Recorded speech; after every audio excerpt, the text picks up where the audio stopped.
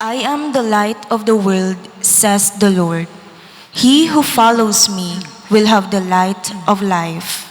The Lord be with you. And with your spirit. A reading from the Holy Gospel according to Luke. Glory to you, O Lord. Tax collectors and sinners were all drawing near to listen to Jesus, but the Pharisees and the scribes began to complain, saying, "This man welcomes sinners and eats with them." So to them, Jesus addressed this parable. A man had 2 sons, and the younger son said to his father, "Father, give me the share of your estate that should come to me." So the father divided the property between them, and after a few days, the younger son collected all his belongings and set off to a distant country where he squandered his inheritance on a life of dissipation. When he had freely spent everything, a severe famine struck that country, and he found himself in dire need. So he hired himself out to one of the local citizens, who sent him to his farm to tend the swine. And he longed to eat his fill of the pods on which the swine fed, but nobody gave him any. Coming to his senses, he thought, "How many of my father's hired workers have more than enough food to eat, but I'm here, dying from hunger. I shall get up and go to my father, and I shall say to him, 'Father, I have sinned against heaven and against you. I no longer deserve to be called your son. Treat me as you would treat one of your hired workers.' So he got up and went back to his father. While he was still a long way off, his father caught sight of him and was filled with compassion. He ran to his son, embraced him, and kissed him.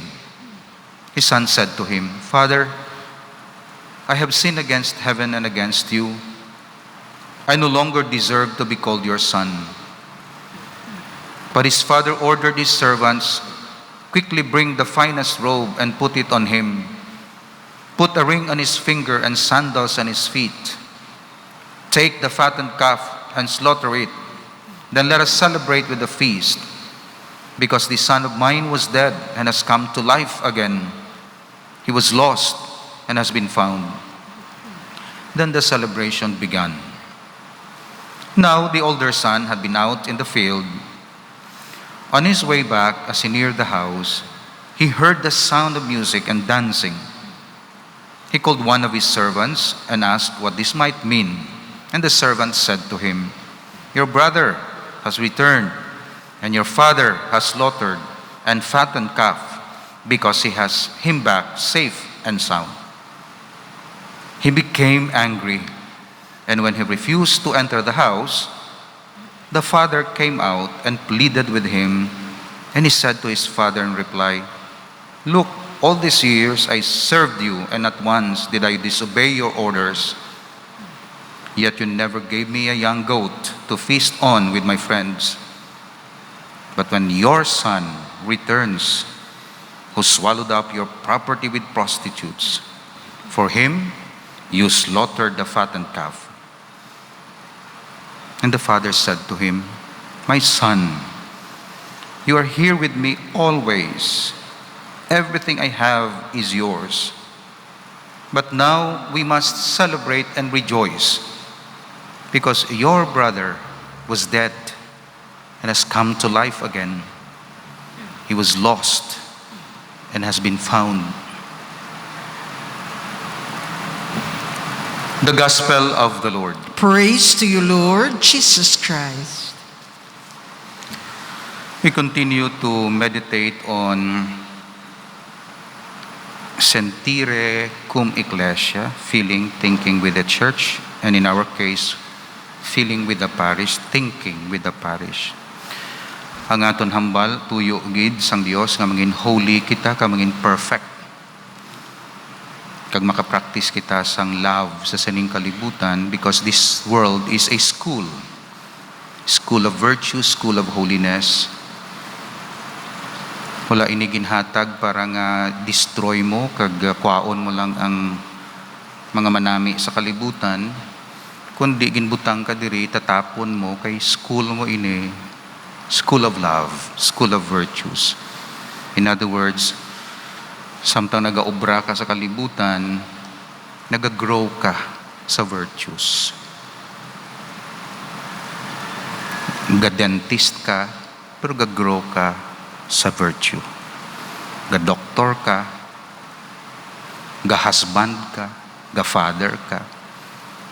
Pero ikaw ang tuyo nga mag-grow ka. Be perfect, just as your heavenly Father is perfect. It is not about work, kay pwede mahimo sang Dios ang kalibutan, wala ka. San wala ka? Pero nga gintugaya ka, kay gusto ya i-share sa imo ang iya divine life. Pero ma-share mo ina if you know how to be like Him. Loving. Because God is love. So ginbutang ka diri para mag-grow ka sa love. Di sa hatred. Mangin kaangay ka niya para compatible ka sa iya balay. Kagano pagin mas kaangay kung himuon ka nga adopted child of God. Ano pagin ang mas lapaw pa dira? Kung mangin anak ka na sang Dios. Adopted. Of course, the only begotten Son is Jesus Christ. Unless you be born by water and Holy Spirit, you cannot enter the kingdom of God. Why? Because the kingdom of God is an inheritance. Kag hindi mo na ma-inherit kung hindi ka adopted. May arablaga pang inherit sa inyo nga hindi adopted. Unless donated sa imo. Yung Diyos wala man na donate sa kingdom of God. Gina-adopt ya ka para may privilege ka to inherit. That you cannot gain the kingdom of God unless you be born by water and Holy Spirit. That's why baptism is very important. Not only for the church as members of the church, but as children of the Father, because you receive the promise of eternal life and inheritance of the kingdom of God.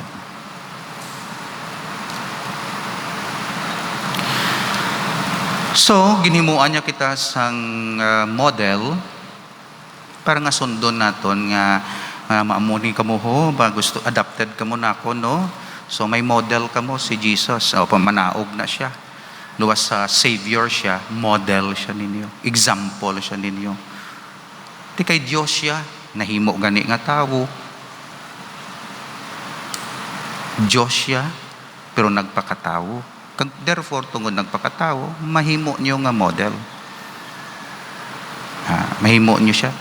Kung isda siya, isda ka mo, nagpakaisda siya. Para may model ka mo kung ano ang perfect nga isda. Nanaog siya. Kag kintukod niya ang school, ang simbahan. Niya kamo sini napreparar na ang 12 apostles. Si Matthias nag-replace kay Judas, 12 apostles. Halin sa inyo mga teachers kamo of holiness. So nag-establish sila sa mga churches. Kagang inyo nga himuon, hindi idea ang inyo nga sundon, hindi idea kundi lifestyle ni Jesus. So it's not an idea, it's a lifestyle. Sundon ninyo ang gintudlo ya sa aton pagkakatoliko. So therefore, ang katoliko nga simbahan, school, para nga ang gasulod dira, masunod ang lifestyle sang ilang master. I-disciple sila, tudluan sila. Kung magamba kita disciple, discipline, may discipline. So hindi pinagustuhanay, may discipline. Ang akon utod sang una, kay kadamo di mga Catholic schools, nag-istoryahanay sila. Nga diin ang pinaka-best nga Catholic school diri para sa bata. May diri, may didto, ti ano gid. Hindi lang best sa in terms of distance kag ano, kundi best gid nga mga teachers nami. Kag ang ila product nami. Nag-decide sila sa isa ka Catholic school nya mas nami ni na kung kapili gani kamo sang eskwelahan para sa inyo bata, sa inyong mga bata ya, mga nami ni siya sa amo ni iniya sa nami ni sa numbers, Ini namin ini sa science, ini nga school yan namin. So, kung kapili gani ka mo sina,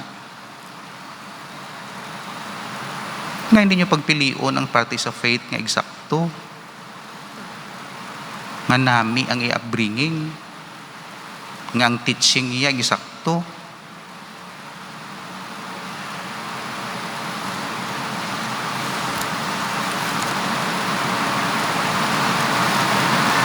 O damo sa mga religion. Sino makalid sa imo sa holiness? Nami magkakalid man na. Pero anong best para sa imo? Sino nga best? Ano na nga yung diversity ang best in terms of virtues? Ano? Protestantism? Mohammedanism? Buddhism? Ano ang makapagwa sang talent, kag-goodness sang tao? Ano nga klase sang religion? Siyempre aton sabat, hindi nga tungod Katoliko lang kita, kundi nga by truth, is Catholicism. That's why kung magsulod ang tao sa true Catholicism, nag-acquire siya sang best version of oneself. Kaya ang model mo, kay Christ. That's why ang simbahan Katoliko, supposed to be ang parokya, school. Kaya ang master mo si Jesus Christ. Although may principal, although may mga teachers, Father Jonix, Father Rex, pero hindi niya may ara gid nga master, disciple kita mo, master na. So may ginbilin na siya, may mga Holy Spirit siya, may mga sacraments, may mga So tuluan kaniya sina nga mangin best ka sa imo talent, sa ginhatag sang Dios sa imo, pagwaon niya na ang best. Pagwaon niya ang imo talents, pagwaon niya, kay ting nasunod mo siya. O tanawang mga santos, naguluwa ang best sa ila. Kay ginsunod nila si Christ, may discipline, may prayer life, may mental prayer, may sacrament of the Eucharist. Ginasunod gid nila. That's why kung sundon mo ang Catholic teachings, perfect ganami. Kung ang lifestyle mo Katoliko, the best version ka sang imo self.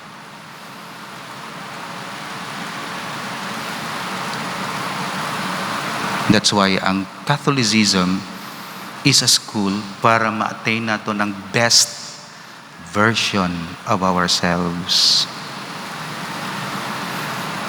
So hindi lang siya bunyag, mapakasal, hindi, mabayad ka to, tapos malinya-linya kasal, kag-amo lang na imo Katoliko, na nakasal ka sa pero wala sang lifestyle. Hindi amo na Katoliko. Katoliko is from womb to tomb. Kag ginasunod mo na, may first communion, may first confession, may confirmation, may kasal, may confession, may prayer, may Eucharist, may daily, may prayer, may angelus, may muna. Weekly, may magsimba, may Domingo, may works of charity, may works of mercy muna. Monthly, may recollection, may amuna. And then virtues, goodness, prudence, fairness, justice, understanding, etc. Ginatrain ka bilang Katoliko. Kay dugay-dugay, kuhaon ka ni Lord. Kag mapatay ikaw, hindi ka gid man perfect, pero na-attain mo ang best version sa imo self before ka mapatay.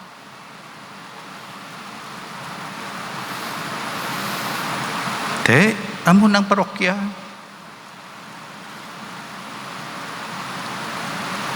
Hindi ito nga pabunyag ka lang tungod may papeles kinanglan. Nung nagpakasal ka, kay nahuya ka nga wala nakasal. It's a conviction.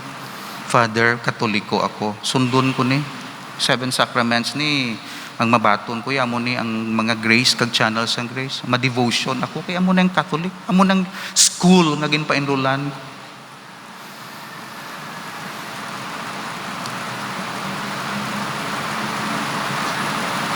So therefore, member kita, kag member kita, na gusto natin mag-embrace sang holiness, kagang holiness, pinaka-best nga school, Catholicism. Kagang Catholicism, gina-prepare kita sa isa ka Catholic lifestyle. Sa aton words, Katoliko. Sa aton choices ang food, Katoliko. Sa aton pamayo-bayo, hambal sang Katoliko. Sa aton works of mercy, ang aton pagkakatoliko. Mula ang aton choices, aton decision, Katoliko.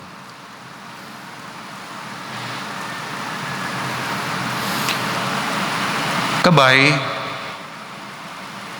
embrace natin ini, hindi na kita magduha-duha. Avoid kita sa mga bagay nga contrary sa aton pagkakatoliko. I-embrace totally ang pagkakatoliko. Isa ka parokyano, may simbahan katoliko, without discrimination, discriminating other people, pero without also accommodating all the time sa ila gusto. So, kita mong pagkakatoliko, pagsakaya sa jeep, kapanguros, nagabisa, Catholic gidya. Tama kasubo, nga katoliko, hindi mo na makilala nga katoliko. Gibaptize siya, dalon mo sa the same situation, give up ya pagkakatoliko ya, ikahuya ya pagkatoliko. Why? Do pareho lang nga school mo, ging kahuya mo. Do na pigaw. Nami ito nga school to ya, nami ito no. Katoliko, founded ni Christ, 2,000 years, nag-imbento, nag-establish ang schools, universities, medicine, pharmacy, scientist, Katoliko na tanan sa Europe. Anong ginubrasang kontra? Ginadiscredit nilang Katoliko Church. Gina-highlight nilang mga scandals, ang mga weakness sa mga write-ups. Mga pari na, mga madre na, ginaamon na nila. Pero wala nila gina-appreciate. Mga university sa Europe, ang nag-elemento sila, mga Catholic na nga roots ng mga pharmacy, ang nauna nga distribute sa mga bulong, Catholic na. Mga nagdiskubre ito sa mga party sa adlaw to, bulan to, Catholic to nga mga scientists. Atong sa Wuhan hospital, nga ginadudahan nga halindang virus, in-establish na sang missionary nga Katoliko.